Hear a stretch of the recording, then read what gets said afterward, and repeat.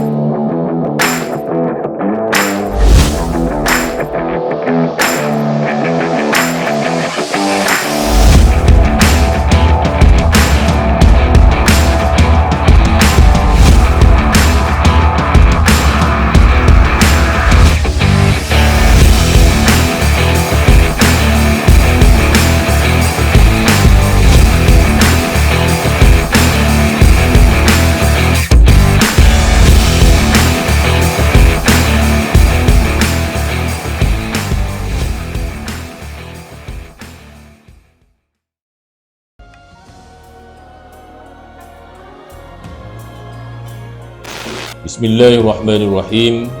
Assalamualaikum warahmatullahi wabarakatuh. Salam sejahtera dan salam Malaysia Madani. Syukur kepada Ilahi kerana dengan limpah kurnianya selesai sudah tirai persekolahan sesi 2025. Alhamdulillah, banyak kejayaan yang sekolah SK Pelangai capai dan perolehi sama ada dalam bidang akademik maupun kurikulum dengan kerjasama semua pihak dan guru-guru yang hebat, murid-murid yang berpotensi dan berbakat serta ibu bapa yang sentiasa memberi sokongan doa yang padu demi kejayaan bersama.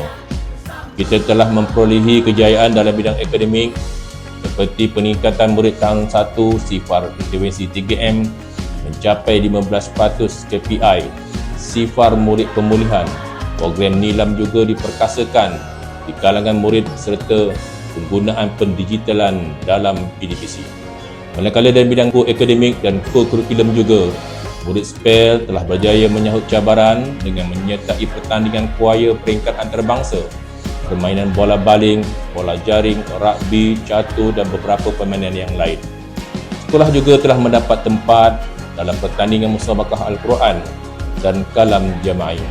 Oleh itu, untuk tahun 2026, cikgu berharap semoga Sekolah Kebangsaan Pelangai akan lebih terus menyerlah dengan kecemerlangan yang lebih luar biasa hebatnya bagi tahun-tahun yang akan datang, di samping dengan akhlak yang terpuji dan sasiah yang tinggi. Sekian, wabillahi taufiq wal hidayah. Assalamualaikum warahmatullahi wabarakatuh.